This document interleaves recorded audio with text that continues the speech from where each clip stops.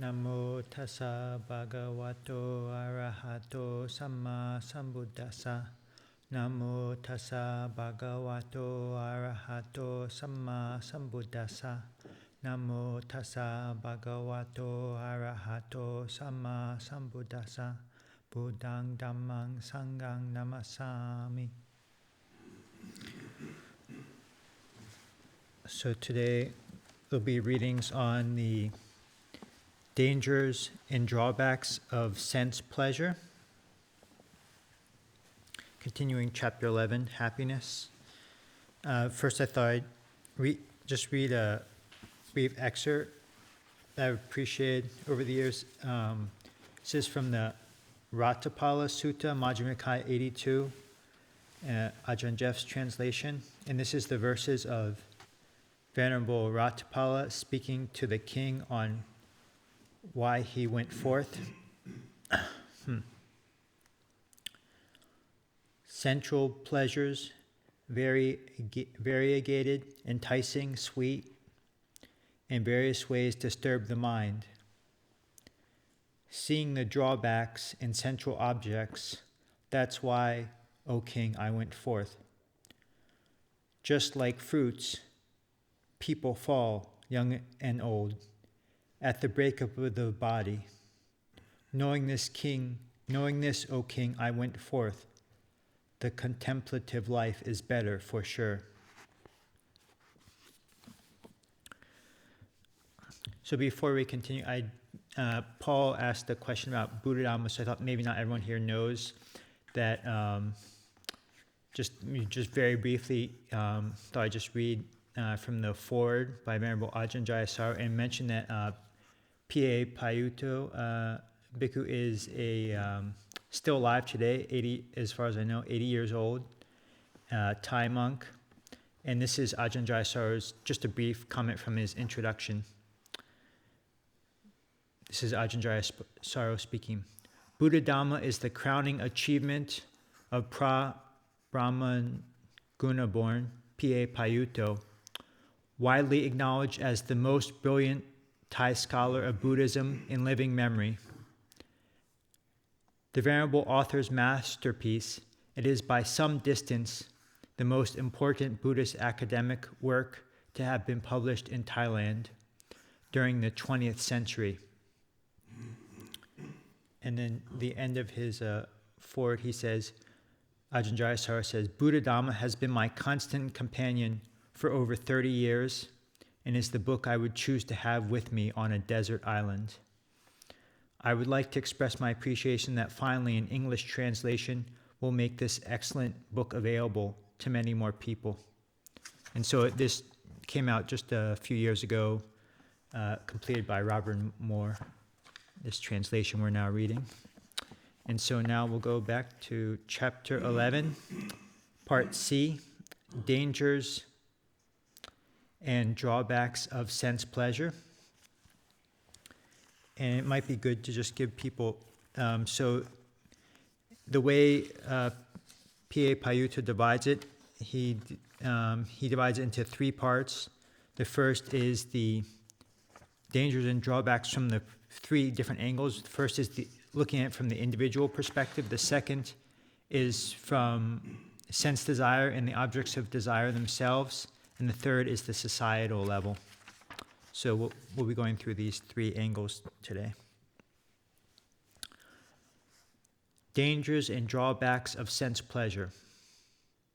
Oh, one note, kama, not to be confused with, this is K, long A, M-A, which is not to be confused with K-A-M-M-A or karma in Sanskrit.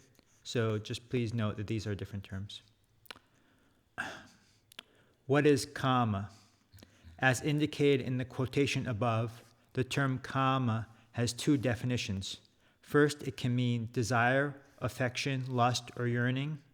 Second, it can mean object of desire, object of affection, object of lust, object of yearning, object of gratification, something that stimulates pleasure, something that provides comfort. This second definition refers to any person, living being, material wealth, personal belonging, etc., which people possess or hold on to in order to derive pleasure. In sum, these objects are classified as the 5 strands of sensuality, kama guna: sight, sound, smells, taste, and tangibles that are desirable, that provide sense pleasure, kama sukha. Sense pleasure is dependent on the 5 senses and dependent on material things. It can also be referred to as carnal pleasures or as material happiness, samisa sukha or amisa sukha. There are many kinds and degrees of sense pleasure, including exalted and divine kinds of pleasure, all of which are recognized as forms of happiness. Here we shall focus on the flaws of sense pleasure and the advantages of supreme happiness. We may ask why those people who have experienced more refined happiness claim that it is superior to sense pleasure and even relinquish sense pleasure altogether. The dangers and drawbacks of kama, here both definitions of this term are combined, in other words, desire and objects of desire, can be looked at from 3 angles: in relation to an individual, in relation to kama itself, and in relation to the social behavior of people indulging in sensuality. In terms of the individual, one can witness how people, through an improper relation to sense objects, create suffering within themselves. By behaving incorrectly in relation to the world around them, they create objects of desire and make themselves miserable. In terms of kama itself, one can discern the flaws of those things sought after by people, and one can discern the flaws inherent in the enjoyment and gratification derived from these things. In terms of people's behavior, one can see how those people who seek out and indulge in sense pleasure act in relation to society. Note that although these 3 aspects can be distinguished, they are in fact interconnected. 1. The individual. Here the focus is on the process of creating suffering in line with dependent origination, paticca samuppada. This begins with cognition of various sense objects, followed by an erroneous mental attitude towards these things. A person continually allows the stream of events to follow the path of ignorance and craving until this process becomes habitual. One can call this a habitual predilection for suffering or a propensity for causing problems. The Buddha mentioned this process in his description of human development, beginning with conception in the womb until a person grows up as an adult. A part of this development was quoted above. Here we continue this description. When that child grows up and his faculties mature still further, he enjoys himself provided and endowed with the 5 chords of sensual pleasure. On seeing a form with the eye, he lusts after it if it is pleasing. He dislikes it if it is displeasing. On hearing a sound, on smelling an odor, on tasting a flavor, on touching a tangible object, on cognizing a mind object, he lusts after it if it is pleasing. He dislikes it if it is displeasing. He abides with mindfulness of body unestablished, with a limited mind, and he does not understand as it actually is the deliverance of mind and deliverance by wisdom, wherein those evil unwholesome states already arisen cease without remainder. Engaged as he is in pleasure and aversion, whatever feeling he feels, whether pleasant or painful or neither painful nor pleasant, he is engrossed in that feeling, devoted to it, and preoccupied by it. As he does so, delight, nandi, craving, arises in him. Now delight in feelings transforms into clinging. With this clinging as condition, there is becoming. With becoming as in condition, birth. With birth as condition, aging and death, sorrow, lamentation, pain, grief, and despair all come to be. Such is the origin of this whole mass of suffering. Second, kama itself. Here one focuses on the flaws of sense desire and on the objects of sense desire. The Buddha frequently used the following analogies to demonstrate how kama provides relatively little satisfaction. Instead, it creates much affliction and danger. A. Sense desire is similar to an exhausted and starving dog who is thrown a bone covered with blood. It will gnaw on the bone until it is tired and weak, without real satisfaction or fulfillment. B. Sense desire is similar to a vulture or hawk with a piece of meat in its mouth. Other raptors will swoop down as a mob and snatch the meat away. People have no absolute ownership over material things. Others can snatch them away. Many different people desire the same object, giving rise to rivalry, conflict, oppression, and even killing. If one does not know how to relate responsibly towards sense objects, one will experience distress and torment. C. Sense desire is similar to a person holding a flaming grass torch and walking upwind. Before long, he will have to throw the torch down, or else his hands, arms, and body will be burned, leading to severe injuries or even death. D. Sense desire is similar to a blazing pit of coals. Someone who cherishes his life knows that if he falls in, he will die or be severely injured. He does not want to fall in, but a strong man grabs him by the arms and gradually drags him towards the pit. E. Sense objects are similar to a radiant and beautiful dream. Before long, the images fade and disappear. Upon waking, one sees nothing and is left with a feeling of anguish. F.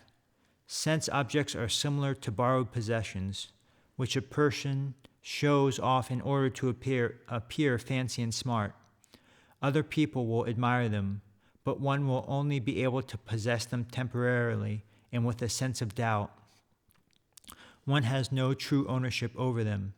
Whenever the true owner, i.e. nature, asks for them back, one must return them.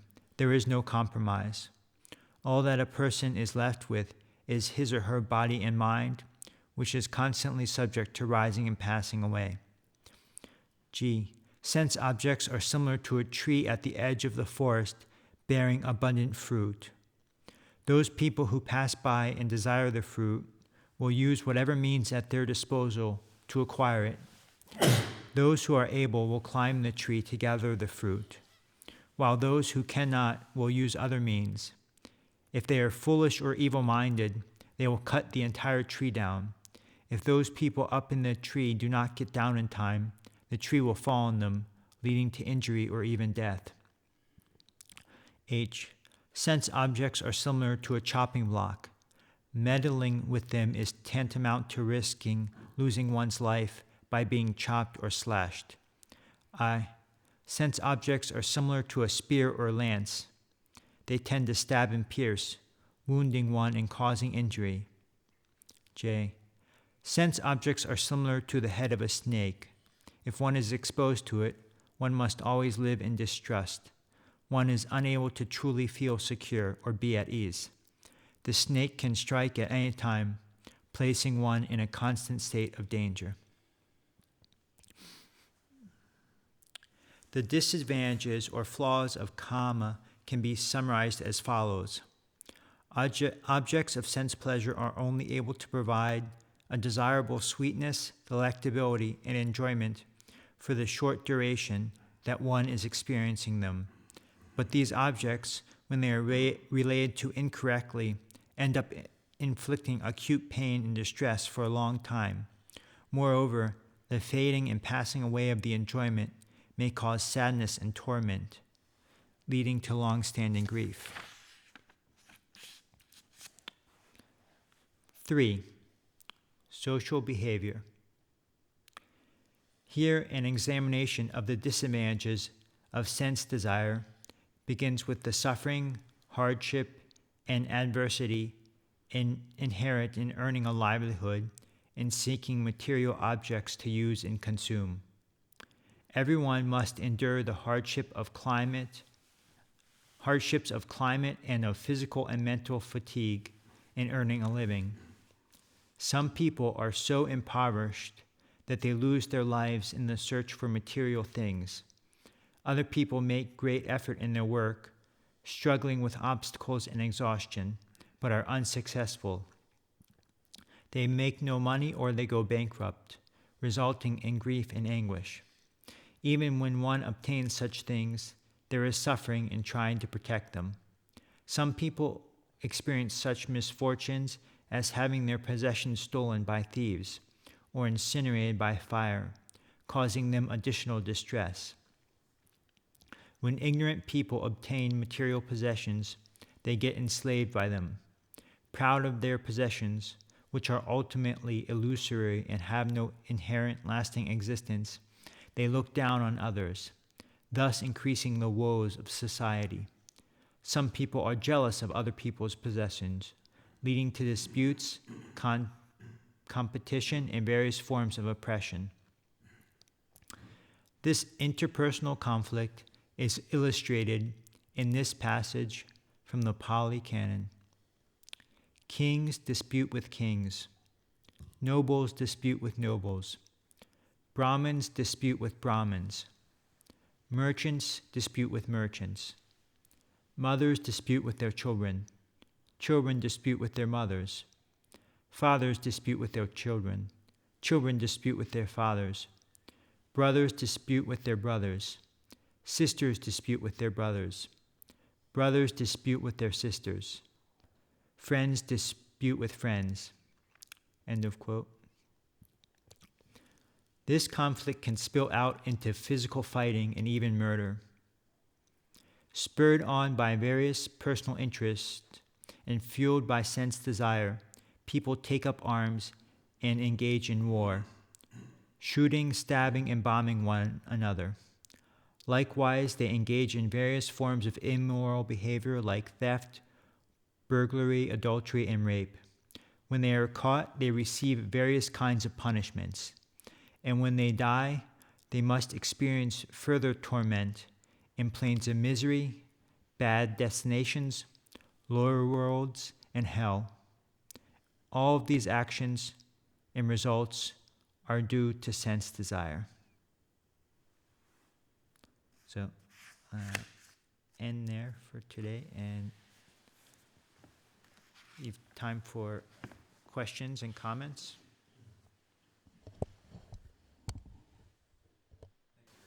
Also, I mean, he's really notable in the sense of his, he's highly respected, highly regarded, and he has made an effort for the past,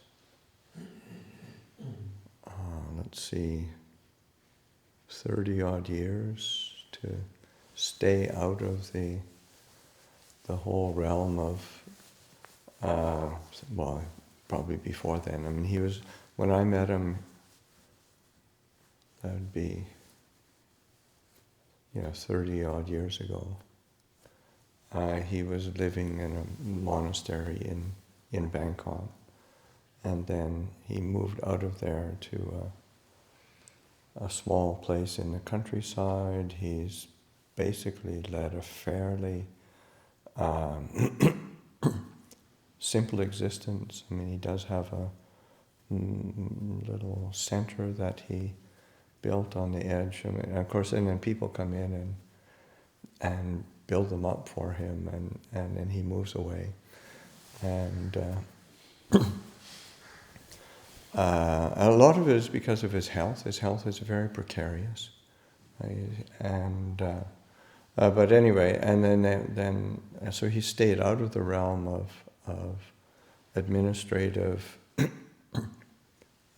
responsibilities and duties, but they keep giving him titles. So now he's actually a somdet, which There's, say, like as a Jiaokun, there's different levels of Jiaokun.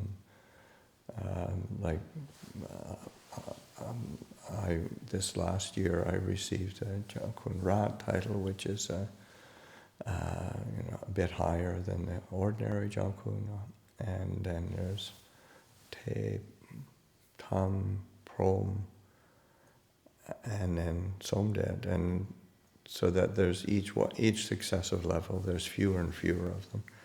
I think there's only 9 Somdets in the country. And usually it's accompanied by all sorts of duties and whatnot, and he's managed to avoid all of that and focus on his scholarship, his writing, and his teaching, and so he's quite exceptional in that. That level completely, trying to avoid the trappings of and he lives incredibly simply. Now he spends most of his time close to where Ajahn Jayasara lives, and the main reason for that is because of his health. He has a ongoing lung condition that makes breathing very difficult, so he has a very limited range of where he can live and not be affected by like living too close to Bangkok, and is too low, probably too close to the sea level. Finds it too difficult. If it's too high, he can't. Like in Chiang Mai, it's too high for him. He can't breathe. Bak Chong is about the right level, and it's with clean air, so he can breathe. And this is an ongoing condition since he was a young child. He couldn't. He had all sorts of lung condition problems, and his parents thought he was going to die, so they had him ordained as a novice, as an auspicious thing to do. And so he's ended up living the rest of his life as a monk. But yeah, he's an exceptional person, extremely intelligent and humble. We were just visiting Ajahn Jayasara, and Ajahn Jayasara said it's just one of the most embarrassing things. The only person who calls him Tanjakun, which is kind of calling him by his title, and it is Tansomdet. And he said it's just he said he finds it very embarrassing. But yeah, he's extremely humble, extremely intelligent. If you ever want an analysis of anything, then he'll lay out an analysis of things really, really cogently. It's a very special being.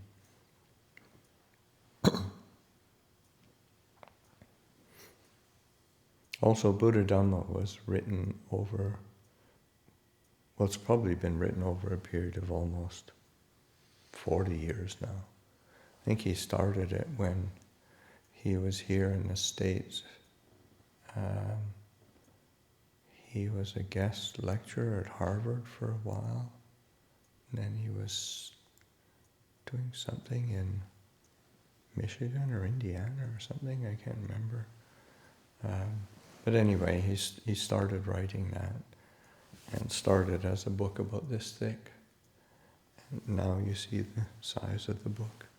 So he kept adding and filling it out, and it's just because he's getting old and running out of steam. It's finished size.